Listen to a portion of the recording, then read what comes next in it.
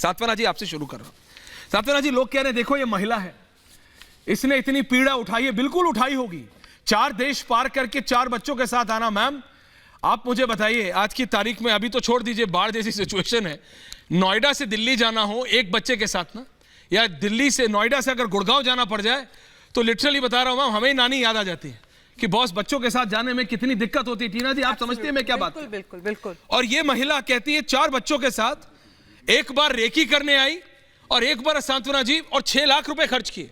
घर में दरवाजा लगाने का पैसा नहीं है, कपड़े से दरवाजा लगाया है, लेकिन घूमने के लिए 4 बच्चों के साथ, और प्रोसेस समझाता है, कोई मोबाइल देता है, कोई बोलता है हर बार आने के लिए मोबाइल तोड़ देना। ये सब प्यार में सिखाया जाता है क्या सांत्वना जी? नहीं, देखिए क्या हम लोग क्या करते हैं जी, जैसा आपने कहा ये बिल्कुल एक ही प्लान्ड थिंग है। ऐसे अचानक से कुछ भी नहीं हो जाता है कि आप चल दिए, नेपाल के बॉर्डर से घुस गए। हमें आपने जैसे कहा ना, नोएडा तक जाना है तो हमें बहुत प्रॉपर कैब बुक करनी है, फिर हम जा पाते हैं। प्रोसेस है ना, तरीका है। एग्जैक्टली। आप रैंडमली आप चले आते हैं और महिला के नाम पे, हाँ भाई महिला है, सवाल नहीं कर सकते, सवाल नहीं कर सकते, हम बहुत बेचारे। ऐसा नहीं है, ऐसा बिल्कुल नहीं है कि हम महिला हैं इसलिए हम कुछ भी करेंगे। मैंने कहा इंटरनल सिक्योरिटी का जब मामला है तो हमें उस पे बात करनी है, ना कि ये प्यार मोहब्बत का तमगा लगा के। ये घुसपैठिया है टीना जी। नहीं सांत्वना जी, ये एक घुसपैठिया है। ऐश्वर्या, जब मोटिव होता है ना तो क्राइम आप किसी भी हद तक कर सकते हैं। बिल्कुल। उस महिला के पास मोटिव था, वो मोटिव के उसमें 4 देश पार करके यहाँ तक आती है, मोबाइल सिम तोड़ती है, वो क्रिमिनल ही कर सकता है। हम जैसे नॉर्मल लोग एक नॉर्मल मोबाइल रखते हैं और ऐसा कोई दूसरा मोबाइल छुपा के नहीं रखते हैं। जो लोग छुपा के मोबाइल रखते हैं, जो छुपा के इस तरह उसको किसने समझाया? इस्तेमाल कर रहे हैं, कोई तो पीछे है ना, और मोटिव तो आपको क्रिमिनल बना ही देता है। तो इस महिला के पीछे मोटिव, तो सवाल पूछना क्या गलत है? बिल्कुल सवाल पूछना गलत है क्या कि भाई आपको पाकिस्तान, नहीं टीना कि आपको सिक्योरिटी बहुत सेंसिटिव है। मानवी जी मैं आ रहा हूँ, क्या नाम है? प्रोफेसर कपिल कुमार एंड सूद साहब हमेशा टारगेट पे रहा है। ओके, 2024 के इलेक्शंस हैं टीना, बहुत सारी चीजें मैं तो कह रहा हूँ, सिर्फ महिला है और वो कह रही है कि वो प्यार में आई है, तो क्या सब कुछ अलाउ कर दे? Sood sahab, you yourself are a former रॉ ऑफिसर इनके। सूद साहब,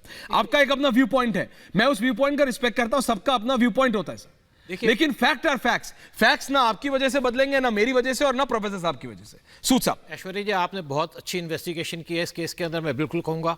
मेरी भी 38 इयर्स का एक्सपीरियंस बिल्कुल है सर, इसलिए I respect your view point. Detective agency चलाता रहा, उसके बाद फिर मैंने अपना जो आर्टिकल्स वगैरह लिखने शुरू किया।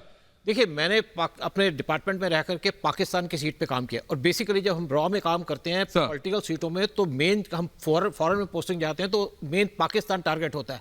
और मैं स्पेशली जो पाकिस्तान की सीट है उस पर काम किया। पाकिस्तान की सीट पे साथ में एक्स ऑपरेशन होता है, मैं उसकी डिटेल नहीं डिस्क्लोज करूंगा, जिसकी वजह से कौन पाकिस्तान से आता है, हम कैसे जाते हैं, लेकिन सब बातें ठीक है, सब बातें झूठ है, सब कुछ है। लेकिन एक बात, 2 बात कहूँगा। सबसे पहले कि जिस आदमी को भी किसी इंटेलिजेंस एजेंसी इन्फिल्ट्रेट करती है तो प्रॉपर तरीके से इन्फिल्ट्रेट किया जाता है, उसके अंदर कोई गैप नहीं छोड़ा जाता। दोनों कंट्री से बात होती है। अगर इस लड़की को इन्होंने ISI नहीं करना होता था, भेजना होता, तो उसके अंदर प्रॉपर तरीके से भेज सकते थे, प्रॉपर बॉर्डर के थ्रू भेज सकते थे, बहुत से इनके पास तरीके थे, वो उसको सेटल कर सकते थे। और देखिए, वो अगर ISI काम करती है तो मैं ये नहीं सोचता कि ISI इस तरीके से काम करेगी कि सारे लूप होल छोड़ देगी, डेट ऑफ बर्थ का इशू उठाएगी, बाकी डॉक्यूमेंट्स का इशू उठाएगी, 4 बच्चों के साथ लेके आएगी। आपको कोई रेड फ्लैग नहीं लगता सर? मतलब एज अ फॉर्मर ऑफिसर मैं आपसे पूछ रहा हूं, देखिए आपको रेड फ्लैग नहीं लगता? आपने बहुत सी बात, आप नहीं, आप मेरे को बताए, पाकिस्तान से और भी शरणार्थी आए, हमारे हिंदू भाई बहन आए थे ये कह के पाकिस्तान की सरकार को कि यहाँ पे मंदिरों का दर्शन करना चाहते हैं, उनको अनुमति दी। यहाँ पे जैसे ही आए वो प्रोफेसर साहब, उन्होंने अपनी व्यथा बताई, भारत सरकार ने उसके बाद भी कईयों को नहीं दी, क्योंकि उनका जो क्लैरिटी नहीं था, उनका बैकग्राउंड क्लियर नहीं था, इसलिए अपने हिंदू भाई बहनों को भी हम नहीं दिया, हमने शरण नहीं दी, क्योंकि कुछ रेड फ्लैग्स हो। यहां तो पूरा का पूरा कलर रेड है।